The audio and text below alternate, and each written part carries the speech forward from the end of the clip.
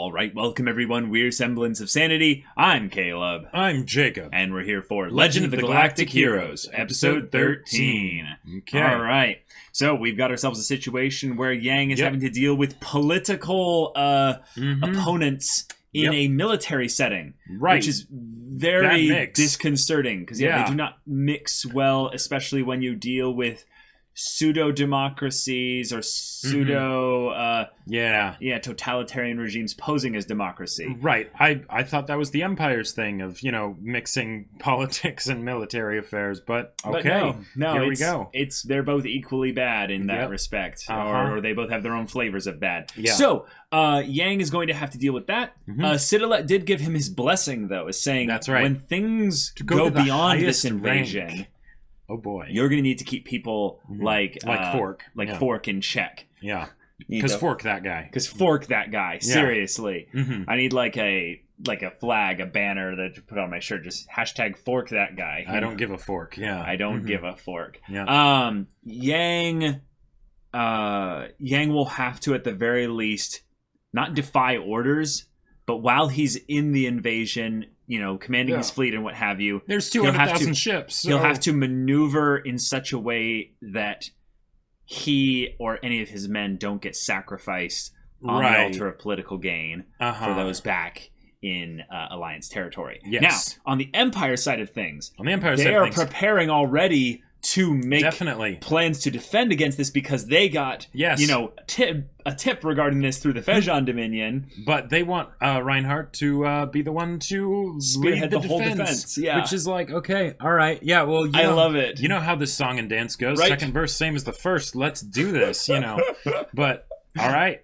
Right. Only thing we learn from history is that we don't learn from history. Right. Yo, without further ado, let's get into this. All right, everyone, now be sure to go check out the reaction portion of the video in the description below, and then come back here for the discussion.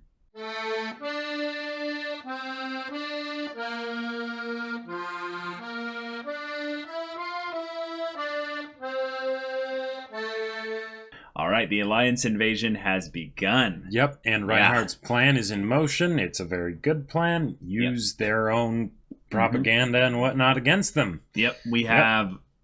a massive fleet that is coming here under the guise of liberating all the citizens from an oppressive regime. Which, let's be a little bit of our own devil's advocate here.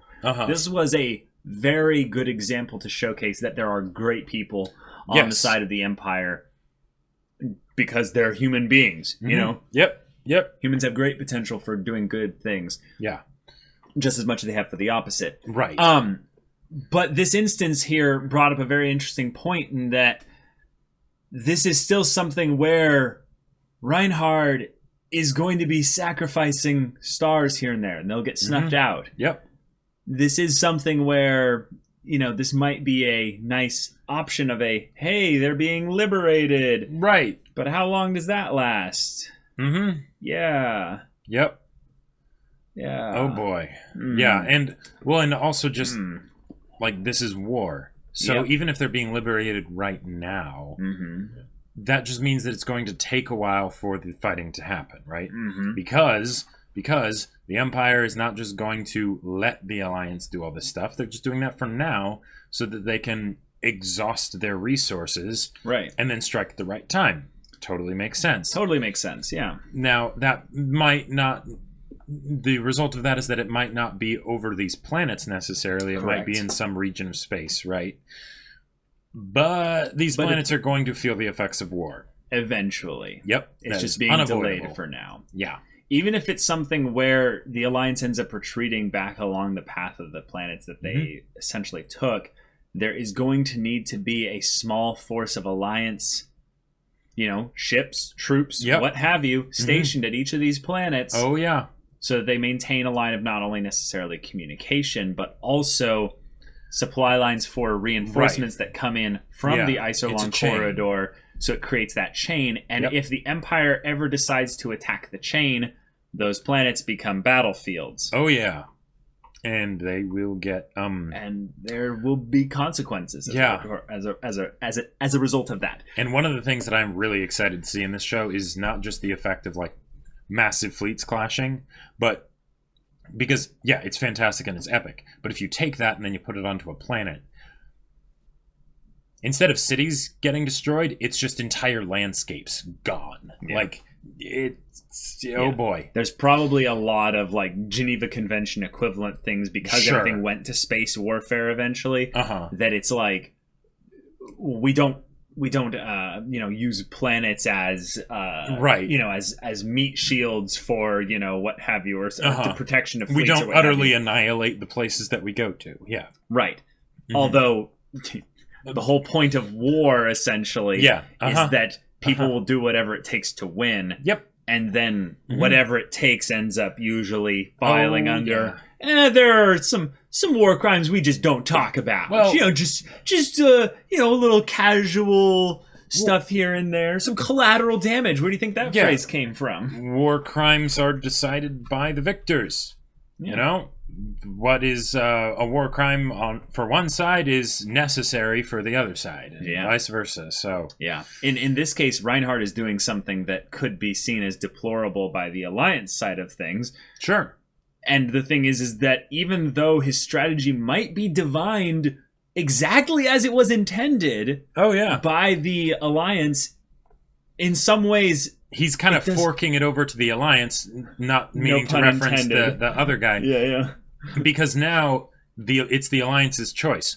Do they let the Empire citizens starve because they realize that this is the strategy that the Empire is using, or what? You know, because it's It's not so simple anymore. I love it because it sets up Yang to have a literal conflict of deciding what makes the most sense here. Yeah, and he might not it's tough because so many of the Alliance people, I would say, are not on Yang or Reinhardt's level, so it's very possible that they won't realize this. Sure. But it's possible that Yang will realize this, but then what does he do? Does he actually let people know, or does he just I assume on some level that Yang will be able to communicate a little bit of this kind of stuff to the fleets in such that the plan won't change too much, but the little tactics that they use along the way will up their odds. And it will be a situation where Reinhardt's like, damn it, they're not actually extending as far in as I would have hoped. Sure. They're protecting their supply lines way more effectively, and they're striking out from this super long chain that they have, but then they recoil back or what have you. Yep. It's one of those things where I wonder, because I mentioned, before the episode started, sort of the second verse same as the first, right? In that we've seen this pattern before. Yep. And Yang is, even though he has progressed a lot, he is now one small piece in a much bigger machine, right? He is on the main fleet council of admirals that oversee this whole expedition, though. But there's 200,000 ships, right? But there's like 13 fleets, right? There's like eight fleets. Eight fleets. Is it 8 fleets? Yep, 8 fleets. Okay. So 25,000 each, and he's one of 8. Or that's a ridiculously. I think or he's one component of one of the. Can you check your notes real quick just to double check this? It is definitely 8 fleets. Yeah. Well, I believe you. 200,000 ships, 30 million men. I wrote 8 fleets down here somewhere, but it's 8 fleets. Okay, so then in that respect, having 1/8 of the voice, even though it might necessarily not be the one that has the executive call, right? Like there'll be people that are above him, like Sidalet, for instance, that will still make the bigger call. Or wherever Fork is in this, I don't think he would be higher than him, but no, Fork is definitely lower. Fork was a Commodore, I believe. Yeah, so he commands multiple ships, right? But what he did have was he was the person that scoped out the plan. He basically drew the outline for what their main objectives will be. Which is funny because it seemed more like a persuasive essay. But, yeah, exactly. But so in this situation, we could have a lot of a repeat where Yang can't fully change what is happening. Right. But he can see what's happening and he can be like, hey, I think this is what it is. But then the incompetence or whatever it is, the natural consequences still occur because he's not able to change what actually happens. And then that's how he ends up getting sort of lifted, buoyed up into that position of authority, because then all the other people that have the natural consequences fall onto them. Yeah. I still think that there's going to be a lot more competence displayed by the overall group of admirals because none of them have any egotistical reason so far to be directly antagonistic towards Yang. Yeah. And again, Fork is not an admiral. Right. If anything, the best part about his plan is that he's saying viewed from the best perspective, it's, hey, y'all will know what to do. Yeah. Your admiral, you guys are in your positions for a reason, right? Right. But as far as the sort of the vision casting, the why of this, this is what we're trying to do. And then you'll figure out the details, Right. Right. It's literally like a Tony Robbins message where he's like, you're all going to take charge of your life. Do the thing. Ah! How? Well, that's all, for you as individuals. You can figure it out. You'll figure that out. Yeah. Exactly. But okay, so we got a family unique specific look at what a star essentially being sacrificed for so that the brilliance of others around them might shine was, and then we got Kirchheis and Reinhardt commenting on that, and I love that. That was wonderful because this is the kind of thing that I've always wanted to see from epic grand scale stories, because when it comes right down to it, the battles are not what's important, right? Really not. It's cool to see Reinhardt do his tactics and Yang do his tactics and all that stuff, and be super smart and big thunk it. But what really makes this important and have impact is all the consequences of what's going on, right? Yeah. I love how they're going into the economical side of things and the idea that, how does the infrastructure sustain something like this? War is expensive, and how do all these people like they talk about a star going out, but that star, that one family is the family that presides over a planet. Right? Like,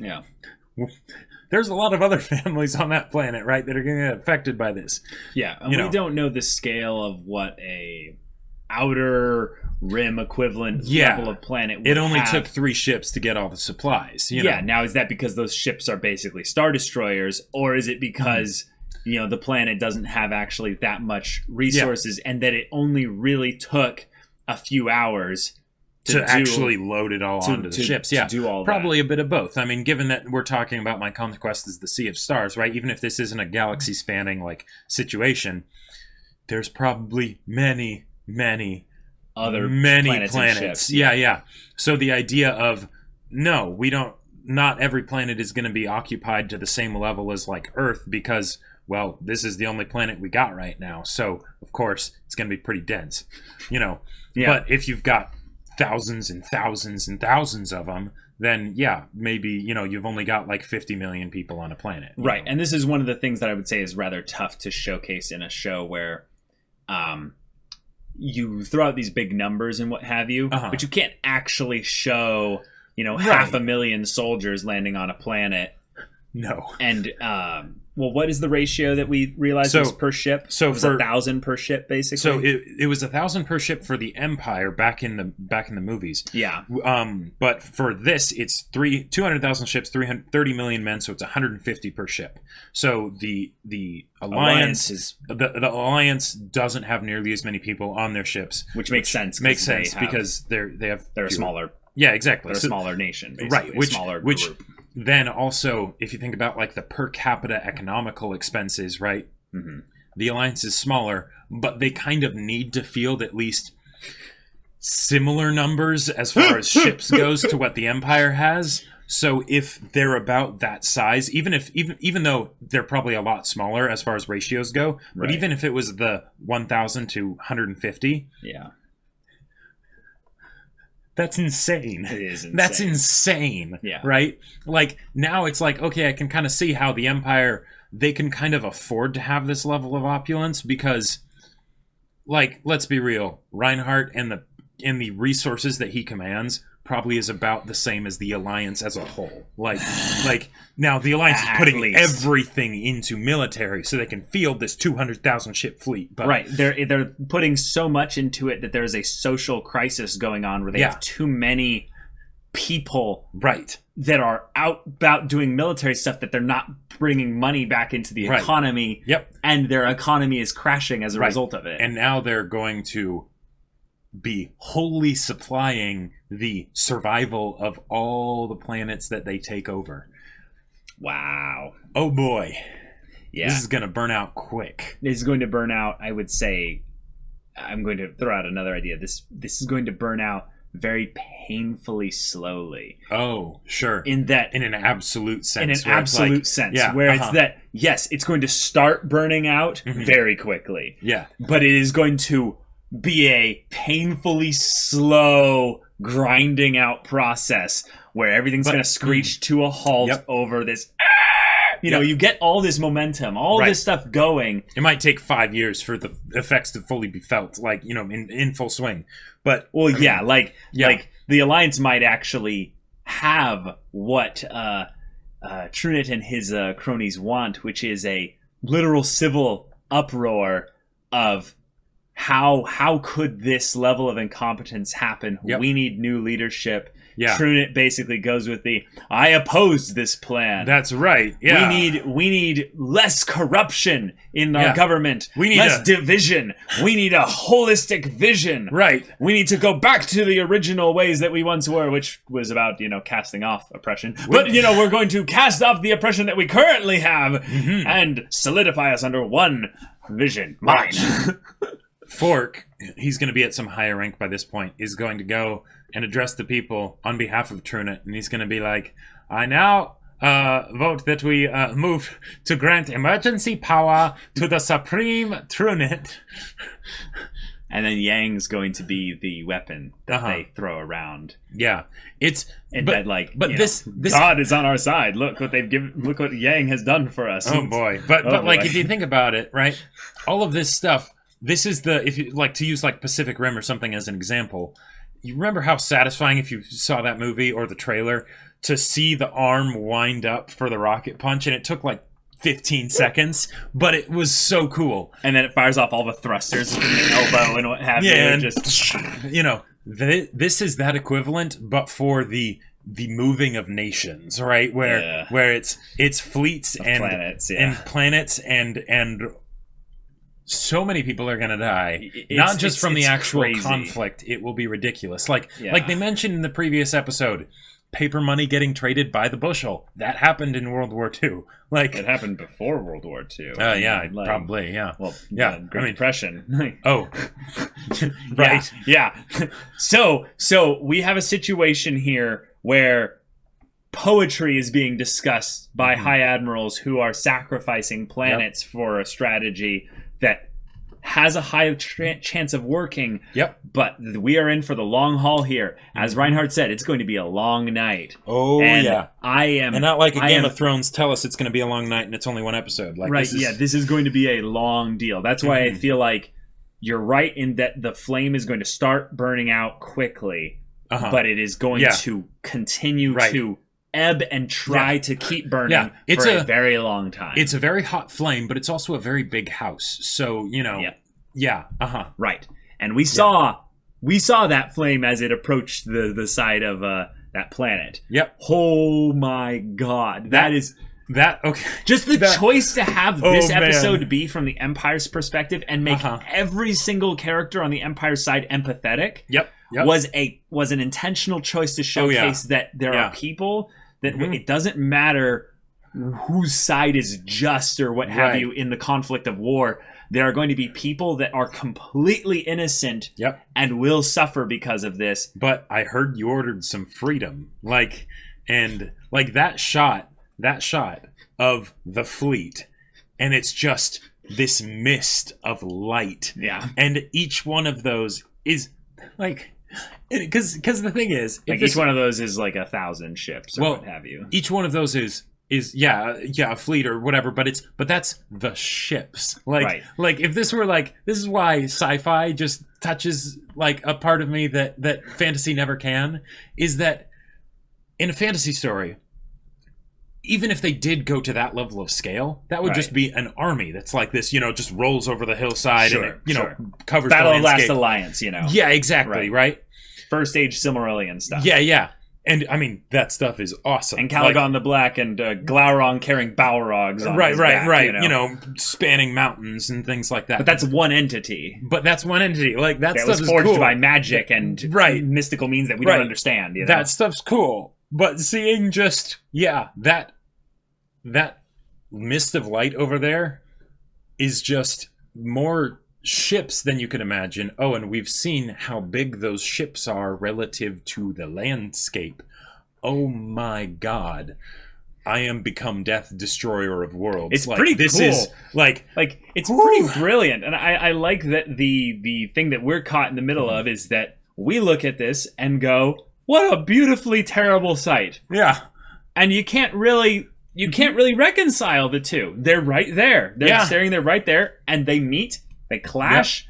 And now we just get to see the results in the coming episodes. So, y'all, thank you so much for watching this episode's reaction and discussion. If you want to see the next episode's reaction and discussion right now, go check out the link in the description below for our Patreon. You can get on early access there. You can watch full-length timer reactions there. And all this comes with Discord access, so you can chat with us and the community there about this show, about anime in general. You can also talk with Jacob about the sci-fi novel that he wrote. Sci-fi. Yeah, exactly. Yeah, I mean, massive fleets and things like that. But, so, if you're interested, a sci-fi novel, Battle Lines, is available for purchase on Amazon. Link in the description below in both hardback and ebook, but only ebook for international, so, because shipping and whatnot. But go check it out. Yeah, so if any of that interests you, we'll see you there. But until then, we're Semblance of Sanity. I'm Caleb. I'm Jacob. And we'll see you all next time.